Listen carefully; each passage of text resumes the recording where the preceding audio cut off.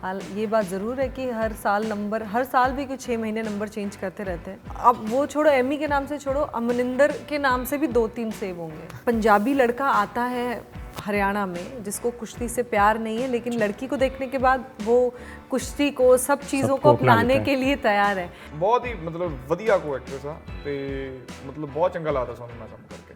ਕੁੜੀ हमारे साथ है कुड़ी हरियाणे वल्दी स्टारकास्ट एमी पाजी और सोनम। बहुत आप लोगों का बहुत बहुत स्वागत है। थैंक यू भाजी। सोनम, मेरा सबसे पहला क्वेश्चन आपसे है कि पाजी का नंबर सेव हो गया होगा अब तक तो, क्योंकि फिल्म पूरी हो गई है, तो अब तक सिर्फ गूगल पे चल रहा है या फिर मीठी मीठी गल्ला भी चल रही है? चुगलियाँ। खैर, इनका नंबर तो मेरे पास बहुत सालों से है। हाल ये बात ज़रूर है कि हर साल भी कुछ 6 महीने नंबर चेंज करते रहते हैं।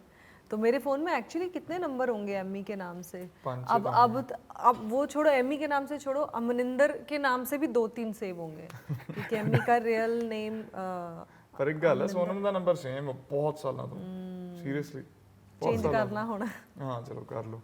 एक कई बार ना ऐसा होता है, मोस्टली वो बैंकों को दिए होते हैं या आईडीज लगी होती हैं, सोशल मीडिया के लगे होते हैं, ईमेल्स पे लगे होते हैं, तो थोड़ी दिक्कत रहती है जी। तो ऑब्वियसली चलो चेंज करना आगे आने वाले समय में।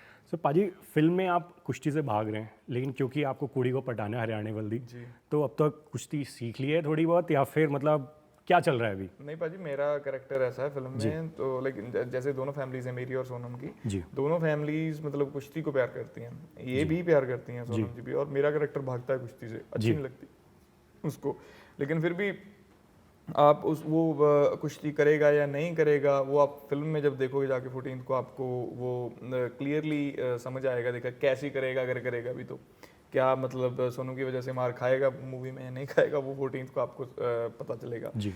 और जैसे सोनम जी की भी हैं प्रैक्टिस, तो जैसे चलो गानों में हमने सारी चीज़ों में हमने दिखाया है, जैसे सोनम जी की विश है कि वो करे, लेकिन फॉर्चुनेटली अनफॉर्चुनेटली वो कर पाती हैं नहीं कर पाती, ये भी आपको 14 को पता चलेगा जी।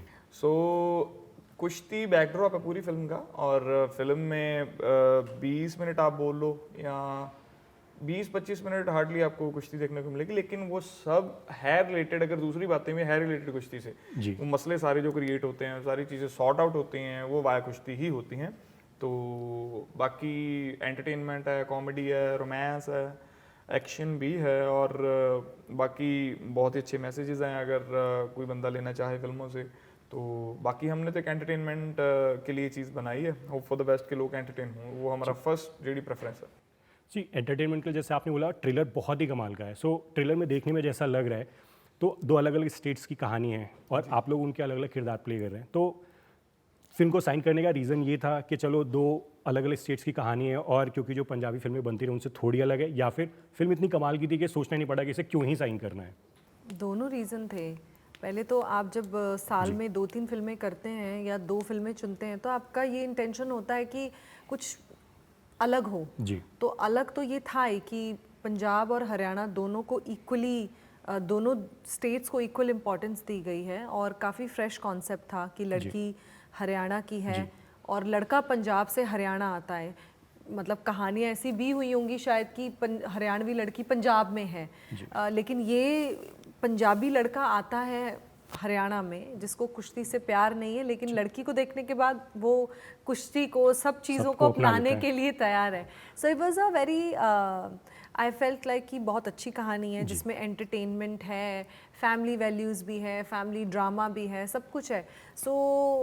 और एज एन एक्टर आपका यही सोच होती है कि आपको कुछ अलग करने के लिए मिले। तो मुझे पंजाबी फिल्म में फर्स्ट टाइम हरियाणवी लड़की प्ले करने का मौका मिल रहा था, तो I had all the right reasons, and then the script of course, the overall story, the graph, जो स्टारकास्ट है, सब चीज़ें मुझे प्लस ही लगी। मुझे कोई कारण नहीं लगा कि ये नहीं करनी चाहिए। इनफैक्ट थोड़ा सा अगर आप देखें तो एक रिस्क भी था एज अ पंजाबी फिल्म कि हम प्रॉपर हरियाणवी जितनी दिखानी चाहिए बाकायदा दिखा रहे हैं, हमने कहीं कॉम्प्रोमाइज़ करने की कोशिश नहीं की। So but we are happy that we chose to be truthful to the concept, तो वो एक चीज़ है, and I think yeah that was the reason we chose this. पाजी, क्योंकि सोनम के लिए बहुत नया कैरेक्टर था और आप लोग इतने सालों से एक दूसरे के साथ काम कर रहे हैं, तो सेट पे कभी होता था कि पाजी आपको थोड़ा चिढ़ा दे रहे हो या फिर थोड़ी टांग खिंचाई कर दे रहे हो? नहीं पाजी, कभी भी नहीं हुआ ऐसा। तो नहीं मतलब परफॉर्म करते समय तो ऐसा नहीं था, और वो टांग खिंचाई और ये सब तो चलता रहता है हमारे बीच में।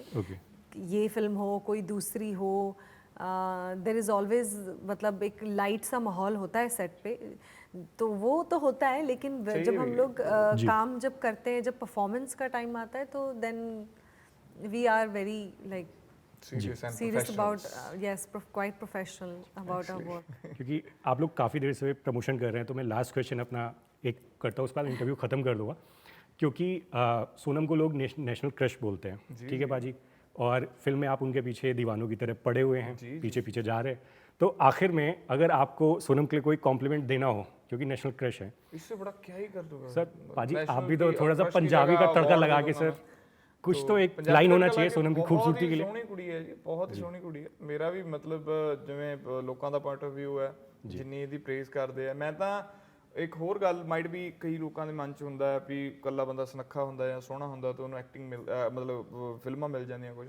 ਬਹੁਤ ਹੀ ਵਧੀਆ ਐਕਟਰੈਸ ਆ, ਬਹੁਤ ਹੀ ਵਧੀਆ, ਤੇ ਜਿਹਨੂੰ ਕਹਿੰਦੇ ਕਾਈਂਡ ਸੋਲ, ਨਾਈਸ ਕੁੜੀ, ਵਧੀਆ ਵਾ, ਗੱਲਬਾਤ ਕਰਨ ਦਾ ਤਰੀਕਾ, ਸਲੀਕੇ ਦਾ ਪਤਾ ਹੈ, ਵਰਤਣਾ ਆਉਂਦਾ ਹੈ, ਫੈਮਿਲੀ ਮਤਲਬ ਜਿਵੇਂ ਆਪਣਾ ਪਰਿਵਾਰ ਹੁੰਦਾ ਉਵੇਂ ਲੱਗਦਾ ਇਹਦੇ ਨਾਲ ਕੰਮ ਕਰਕੇ। ਸੋ ਮੇਰਾ ਪੁਆਇੰਟ ਆਫ View ਹੈ ਮਤਲਬ ਇੱਕ ਜਿਵੇਂ ਬਹੁਤ ਹੀ मतलब ਵਧੀਆ ਕੋ ਐਕਟਰਸ ਆ, ਤੇ मतलब बहुत चंगा लगता सोनम ਨਾਲ काम करके। थैंक यू एमी पाजी एंड सोनम, आपने जूम टीवी के साथ बात करी, एंड आई होप जब 14 जून को आपकी फिल्म आएगी बहुत बड़ी हिट होगी और लोगों को आपको बहुत सारा प्यार मिलेगा, एंड हमारी तरफ से आपके लिए बहुत सारी शुभकामनाएं। थैंक यू सो मच पाजी, थैंक यू।